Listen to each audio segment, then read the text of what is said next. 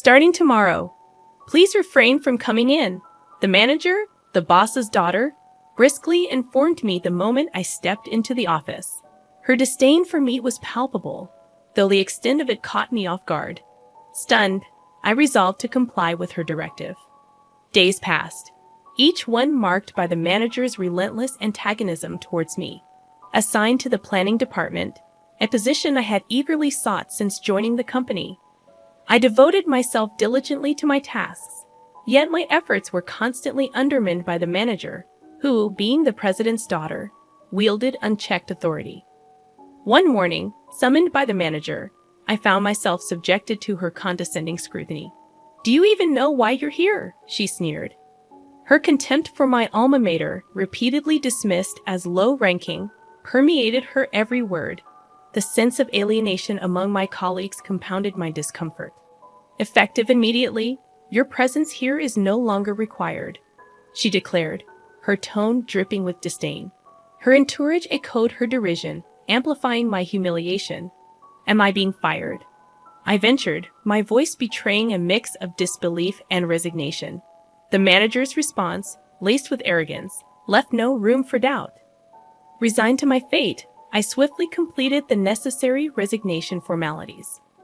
Months later, settled into a new role at a different company, I was inundated with pleas from my former employer to return. The president's desperation contrasted starkly with the manager's callous indifference. Reluctantly, I reached out to the president, who implored me to reconsider.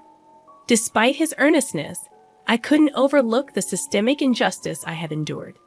The company's pleas fell on deaf ears as I resolved to forge ahead without looking back.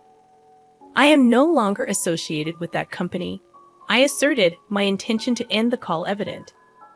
"We can sort this out if we talk. I'll bring my daughter along next time so we can discuss this."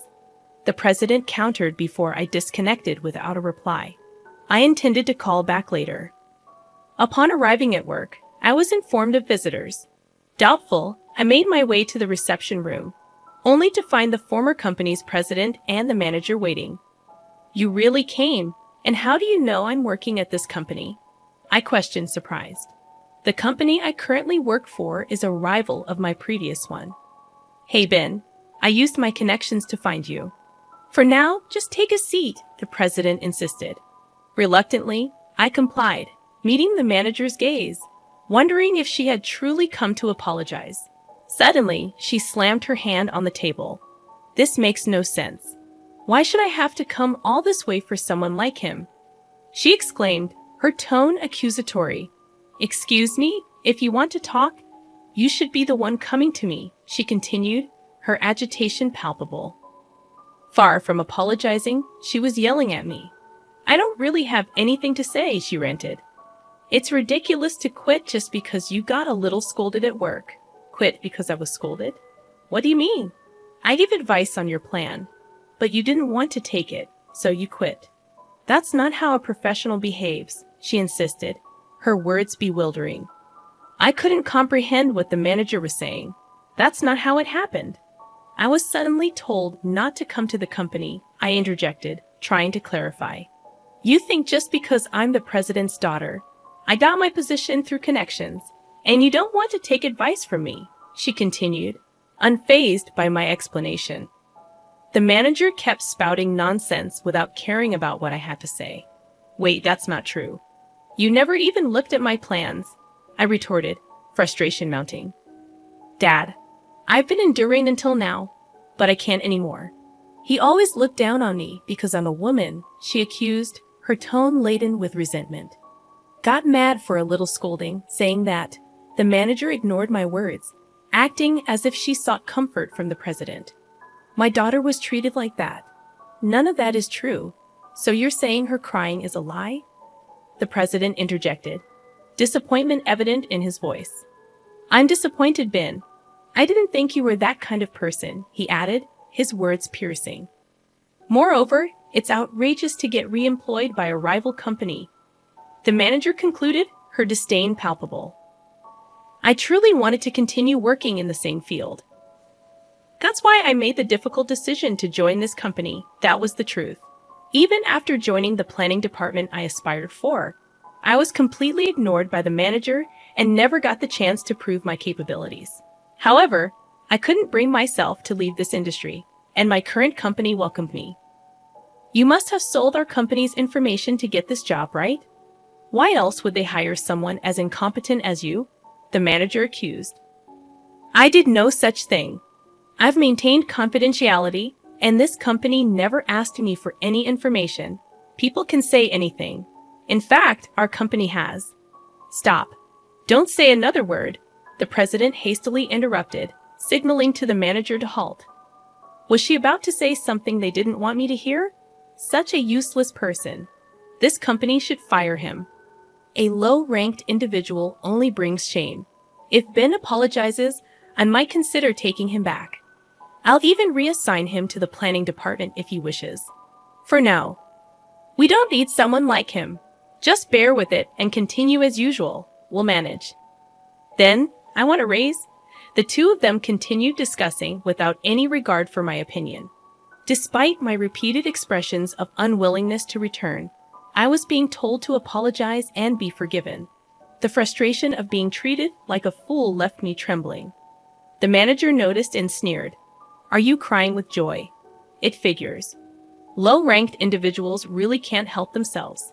You really are a kind soul, aren't you? She mocked. Sure, I am. Taking someone like him back is nothing short of generous. Just make sure you don't irritate me too much. Make sure you listen to your boss, okay? I have no intention of leaving this company, I asserted. You still don't get it. I'm offering to take care of you before you get fired for incompetence. You really are clueless. That's the way it is. But don't quit over a little scolding this time, the president added dismissively. The mocking continued. Saying that, the president and the manager mocked me. Mr. President, if I may be so bold, the manager is lying. I spoke up, desperate. After all we've been saying, you're taking this attitude. I'm not lying. That's quite the accusation. Do you have any evidence to back that up? Yes, I prepared this just in case, I said and took a voice recorder out of my bag. I had recorded not only the day the manager told me to leave, but also any other occasions when she had said something unreasonable. You've been recording me? Unbelievable. At the sight of the voice recorder, the manager visibly panicked. Dad, we don't need to listen to this. Let's just go. Then I'll play it. I played the recording, making sure the manager, who was attempting to leave, could hear it. The recording unmistakably captured the manager's voice instructing me not to come to the company. What's the meaning of this? My daughter was lying. It's a lie, the president exclaimed. Undeterred, I went on to reveal all the unfair treatment I had endured from the manager. The recording included the sound of my proposal being torn up, the manager and her aunt bad-mouthing me during work hours, and the crucial exchange where I asked why my proposals were never reviewed. Her reply stung. They're from a low-ranked individual like you. Your ideas are as expected. It was undeniable proof that the manager had been lying. By the way, this is the proposal that the manager tore up, I said, handing a freshly printed proposal to the president. He took it, visibly shaken, and started reading. No way. It's the plan for the hit product this company is currently selling, he explained. This project was one I had poured my heart and soul into, hoping for the manager's approval, but all my efforts had been in vain. The proposal was torn up without even being read. Why did you reject this proposal? You didn't even look at it. I demanded. The manager shrugged it off. Well, his proposals were always so pathetic. I thought there was no need to read them. It's his fault for always behaving badly. I wasn't satisfied and handed another set of documents to the president. Most of them were products developed since I moved to my current company, so it's all true, I explained. These were Ben's plans, the president confirmed.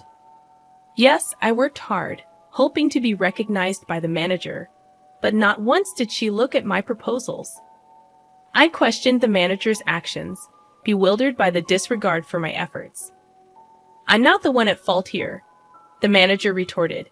The president, regaining his composure, addressed the potential copyright violation. Wait, these plans were all developed by this company, right? That's a violation of copyright law. What are you going to do about that? Indeed, if we sue, we'll win, right? He challenged. The president, who had been flustered until then, suddenly seemed to regain his composure and retorted. The manager looked at me as if to say she'd gotten the upper hand. Manager, don't you remember? When I left, you promised to transfer all the copyrights of my projects to me, didn't you? I confronted her. I never said that. I don't remember, she denied. Unfazed, I presented evidence. You're probably going to say you recorded it, right? What's the point of such verbal agreement? No, it's not just that. I got it in writing with your signature. I said that. I began, presenting a piece of paper to the manager. It clearly stated that the copyrights belonged to me, acknowledged and signed by her. What? I don't remember signing this. The manager seemed flustered upon seeing the document. When I submitted my resignation paperwork, I included this document and got your signature on all the papers. That's sneaky. Making me sign something hidden, I accused. If it wasn't hidden, didn't you even read the documents you were signing? I pressed. The manager's face turned pale. Oh no, this document states I hold all the copyrights. I see, I understand. It seems my daughter was really in the wrong, the president interjected, casting a disapproving glance at the manager. Dad, don't say such terrible things. Shut up. Do you have any idea how much profit you've cost us? The manager retorted. Ignoring her outburst, the president turned to me. Ben, won't you please consider coming back to our company? I promise to offer you a higher position than before, one better than your current company can provide. What about me then? You were not ready for the manager position. Start from the beginning again. The president's words made the manager crumble. But such things no longer mattered to me. The president was desperately trying to win me over. So, what do you say? Have you changed your mind about returning? There's no one left to give you a hard time anymore, you know, the president urged, his eyes gleaming. Wanting to leave the situation, I asked him a question.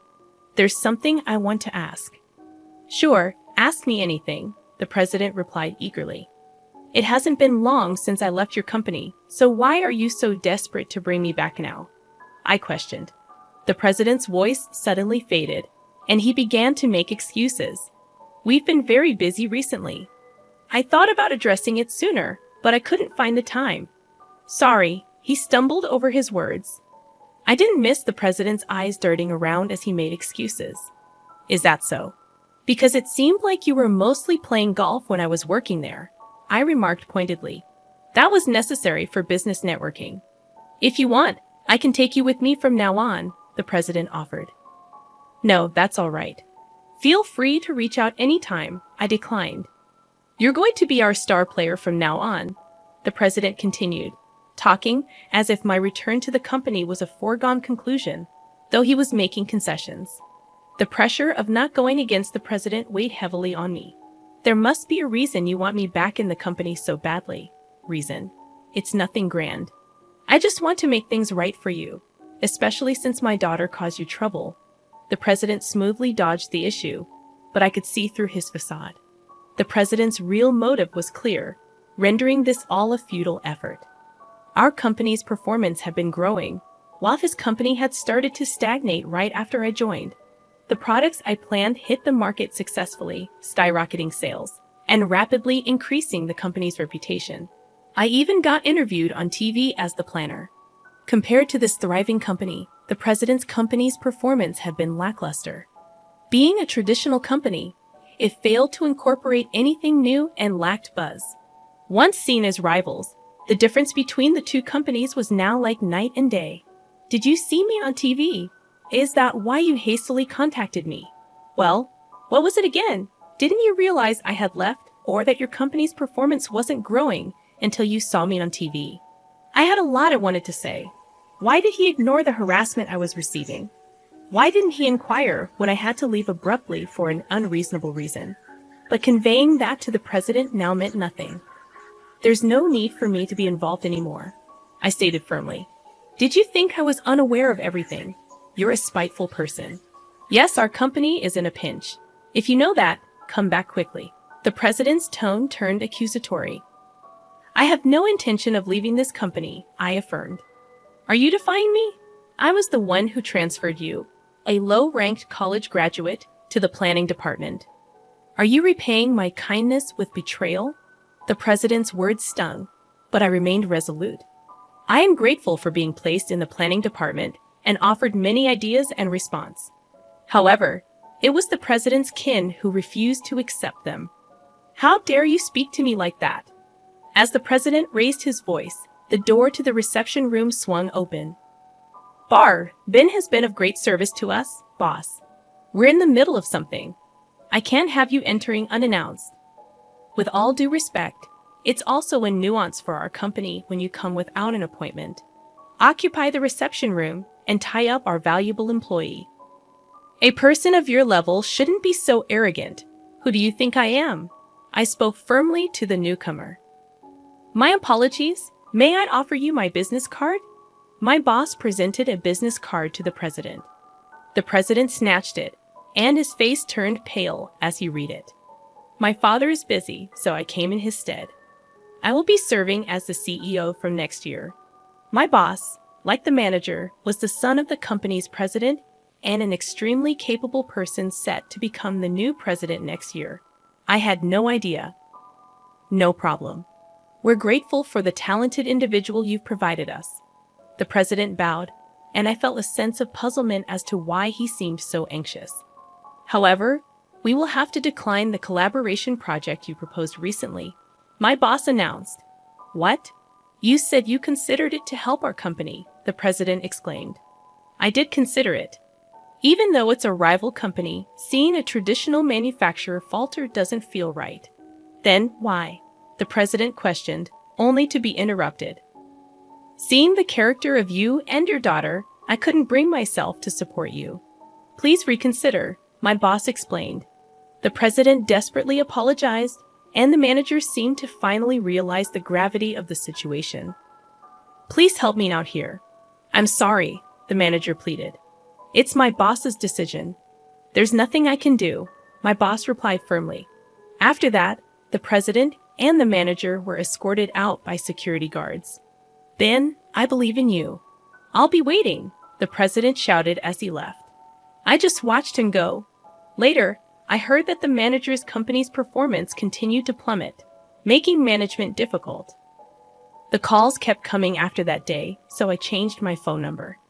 Meanwhile, the company I work for continues to grow rapidly. I want to keep working here for the foreseeable future.